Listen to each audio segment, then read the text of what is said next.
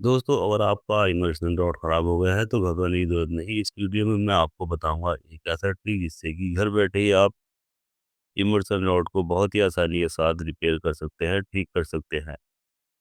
तो इसमें बहुत आसान तरीका होता है इसको ठीक करने का। इसमें ज़्यादा टाइम वेस्ट नहीं होता है। तो देखिए, इस इमर्शन रॉड की जो मेन लीड है, देखिए वो बिल्कुल बुरी तरह से डैमेज हो चुकी है, ये खराब हो चुकी है। तो देखिए, यहाँ जगह-जगह से ये डैमेज होती हुई दिखाई दे रही है। और अब बेहतर यही है कि इसकी जो नई लीड है वो बदल दी जाए, या इसकी जो पावर कॉर्ड बोलते हैं, इसको पावर कॉर्ड भी बोलते हैं, और चाहे तो आप मेन लीड भी बोल सकते हैं, और चाहे तो इसकी वायर भी बोल सकते हैं। तो देखिए, ये यहाँ से अंदर से जलकर निकल चुकी है। अब यहाँ पर हम इसकी जगह एक नई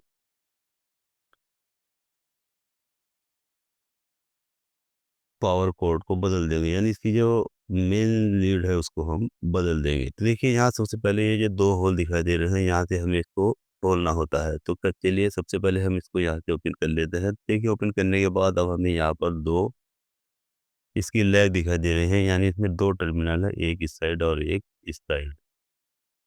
ये देखिए, ये एक टर्मिनल ये है इसका, और एक ये है यहाँ पर। तो यहाँ इन दोनों टर्मिनल पर हमें वायर लगाना होता है, और ये देखिए इस तरह से। और जब हम इसमें इस तरह से वायर लगा देंगे और इसमें सप्लाई देंगे, तो इसमें सप्लाई पहुंच जाएगी और ये हीट होने लग जाएगी। तो अब देखिए, इसके लिए हमें एक नई केबल डालनी होगी, यानी इसमें जो पावर कॉर्ड है वो हमें नई लगानी होगी। तो यहाँ इसके लिए हमें देखिए ये इस तरह का एक केबल लेना है। ये देखिए, ये मेरे पास केबल है, और इसकी जो लेंथ है वो 1.5 मीटर है, यानी 1.5 मीटर लंबाई इसकी होनी ज़रूरी है। तो देखिए, यहाँ से ये दोनों तरफ से मैं आपको दिखा देता हूँ ये किस तरह की लीड है। देखिए, इस तरह की ये इसकी लीड है, और ये गोल टाइप की है, यानी कि जिस तरह की इसमें लीड थी ठीक इसी तरह की ये भी इसमें वायर लगाई जाएगी। तो देखिए, इसमें हम क्या करेंगे, इसकी सबसे पहले जो ऊपर की पीवीसी होती है, देखिए यहाँ से हम इसको ब्लेड की मदद से इसको यहाँ से हटा लेंगे, जिससे कि जब हम इसको चीरेंगे तो इसके अंदर से 2 वायर निकल कर आ जाएँगे। तो देखिए, सबसे पहले हमें इसको इस तरह से इसमें कट लगाना होता है, और कट लगाने के बाद यहाँ से देखिए, अब हमें इसके अंदर से जो 2 वायर है उनको देखिए इस तरह से यहाँ से निकाल लेना होता है। तो अब देखिए, ये 2 वायर इसमें से इस तरह से निकल कर आ चुके हैं। अपने हिसाब से जितना भी आप इसको लंबा करना चाहते हैं, उसी हिसाब से आप इसको कट लगा लें, तो ये जितना आप चाहेंगे उतना ही अंदर से आप उसको निकाल सकते हैं। देखिए, मैंने अपने हिसाब से इसको जितना मुझे ज़रूरत थी मैंने इसको निकाला है। आप अपने हिसाब से इसको बड़ा या छोटा कर सकते हैं। तो अब देखिए, यहाँ से हमें इसमें एक ये पत्ती लगी हुई है, इन दोनों लैग को रोकने के लिए, और इसको ये मजबूत भी कर देती है, जिससे कि ये हिलने नहीं देती, देखिए इस तरह से, और ना ही ये आपस में इनको मिलने देती है। तो यहाँ से अब हमें क्या करना होता है, देखिए यहाँ से जो इसके बोल्ट लगे हुए हैं ये नट, इनको देखिए इस तरह से खोलना है, और खोलने के बाद इसमें हम फिर यहाँ पर वायर को जॉइंट करेंगे। तो सबसे पहले जो काम होता है वो उसका जो नट होता है उसको खोलने का होता है। और यहाँ पर ये ध्यान देने वाली बात है कि इनमें ज़्यादा ज़ोर लगाना नहीं होता है। अगर आप इसमें ज़्यादा ज़ोर लगा देंगे तो इसकी जो लैग होती है ये जड़ से ही टूट जाएगी, और इसके बाद फिर आपको ये इमर्शन रॉड जो है वो नई लानी पड़ सकती है। तो इसलिए ये ध्यान रहे कि इसमें ज़्यादा ज़ोर नहीं लगाना है। अगर आपको लग रहा है कि ये खुलने से टूट सकता है, तो यहाँ पर आप इसको ऐसे ही छोड़ सकते हैं। और अगर आप ये समझते हैं कि ये बहुत आसानी के साथ खुल जाएगा, तो आप इसको खोल भी सकते हैं। लेकिन ये नहीं कि आप इसमें बहुत ज़्यादा ताकत लगा रहे हैं या बहुत ज़्यादा ज़ोर लगा रहे हैं, जिसकी वजह से ये अंदर से ही टूट जाए। उसके बाद आप ये देखें कि अब मैं इसका क्या करूँ, लेकिन उसमें फिर कुछ और उसका सॉल्यूशन नहीं होता है, सिर्फ नई लानी ही पड़ती है। तो इसलिए बेहतर ये है कि इसको बहुत ही आसानी के साथ यहाँ से खोला जाता है।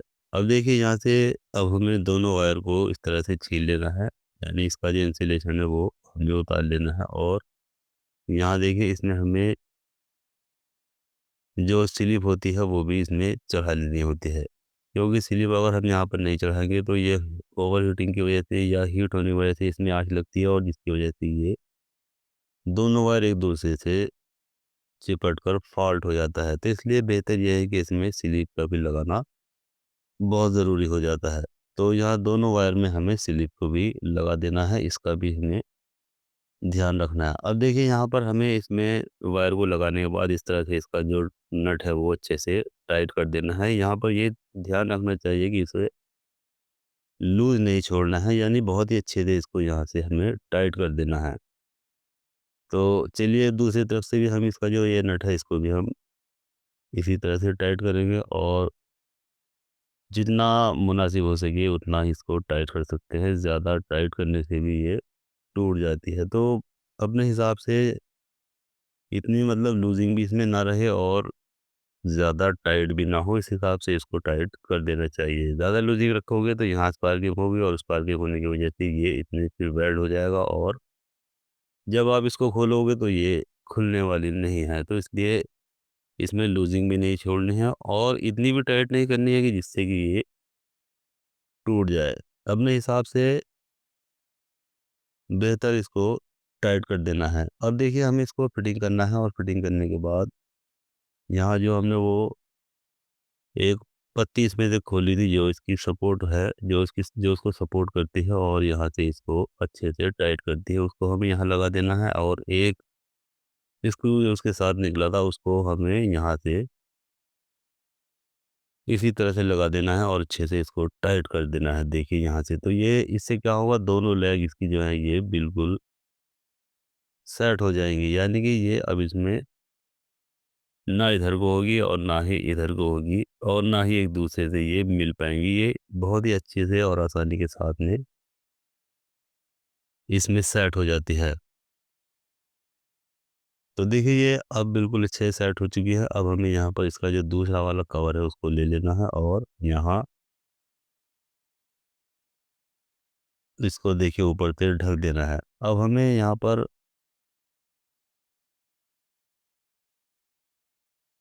देखिए ये इसका जो सेफ्टी गार्ड है ये हमें पीछे की ओर से लगा देना है।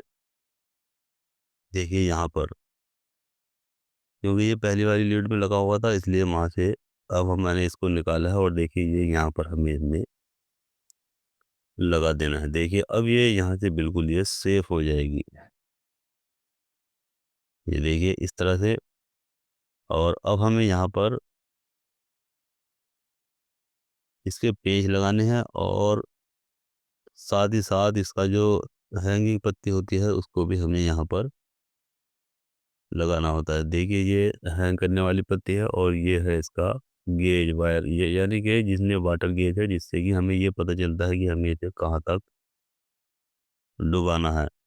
चलिए इसको भी रख लेते हैं, और साथ ही इस पत्ती को भी, जो हैंग करने वाली पत्ती होती है, यानी जो बाल्टी वगैरह में हम इसको इसी के ज़रिए इसको इसमें हैंग कर देते हैं, तो ये वहीं पर रुक जाती है। तो इन दोनों पत्ती को भी हमें लगा देना है, यानी इसका गेज भी, वाटर गेज, और ये हैंगिंग पत्ती को भी हमें इसमें इस तरह से लगा देना है। और यहाँ पर देखिए हमें इसका जो नट होता है उसको भी हमें अच्छे से यहाँ पर, जो उसका स्क्रूज होता है उसे भी अच्छे से टाइट कर देना है। तो अब देखिए ये यहाँ से बहुत अच्छे से, बहुत बढ़िया तरीके से ये बिल्कुल टाइट हो चुकी है। और अब हमें यहाँ पर क्या करना है, देखिए यहाँ से हमें इस वायर को फिर दोबारा से कट लगाना है, और कट लगाने के बाद हमें इसका जो वायर है ये बाहर निकालना है। और यहाँ पर हम क्या करेंगे, यहाँ देखिए इसमें एक 3 पिन प्लग भी इसमें लगाएंगे, क्योंकि जो उसकी पावर कॉर्ड होती है उसमें वहीं से इसके साथ 3 पिन टॉप लगा हुआ आता है, लेकिन जब हम अलग से इसमें इसकी लीड लगाते हैं तो वहाँ पर हमें इसके साथ साथ एक 3 पिन प्लग भी इसमें लगाना होता है। तो चलिए इसको दोनों वायर को छील लेते हैं, और उसके बाद हमें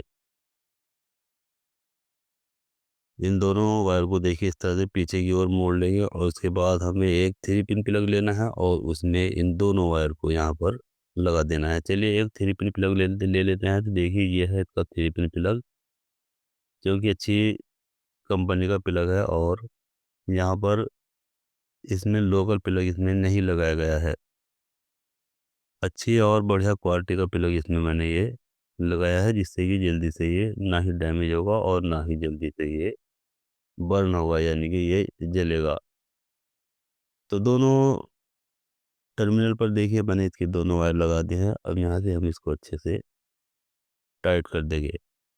उसके बाद ऊपर वाला कवर उठाएँगे देखिए, और ये यहाँ पर हमें इस तरह से इसमें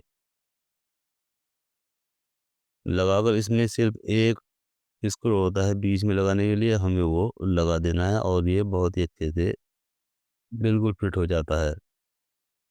तो देखिए यहाँ पर हमने इसमें ये वाला स्क्रू भी इसमें लगा दिया है और अब ये बिल्कुल चलने के लिए रेडी हो चुका है। चलिए ये देखिए ये कंप्लीट हो चुका है। अब हम इसमें इसको चेक कर लेंगे और चेक कर लेने के बाद ये जाँच लेंगे कि इसमें सप्लाई आ चुकी है। तो देखिए यहाँ पर इसमें मैंने बोर्ड अपना लगा दिया है देखिए, और ये जैसे ही मैं इसको चेक कर रहा हूँ तो ये इसमें मेरा बल्ब ग्लो होता हुआ दिखाई दे रहा है। यानी इसका मतलब ये है कि अब ये बिल्कुल सप्लाई इसमें आ चुकी है। अब जब मैं इसका स्विच डायरेक्ट करूँगा तो ये मेरा बल्ब बंद हो जाएगा और वहाँ इमर्शन रॉड में सप्लाई जानी शुरू हो जाएगी और वो गर्म होना शुरू हो जाएगा। तो दोस्तों इस वीडियो में हमने जो इमर्शन रॉड होती है उसको किस तरह से रिपेयर करते हैं और किस तरह से इसकी लीड बदलते हैं, ये हमने अच्छी तरह से जान लिया है। तो वीडियो अच्छी लगती है लाइक करें, शेयर करें और बेल आइकन दबाएं और साथ साथ चैनल को सब्सक्राइब करना बिल्कुल भी ना भूलें।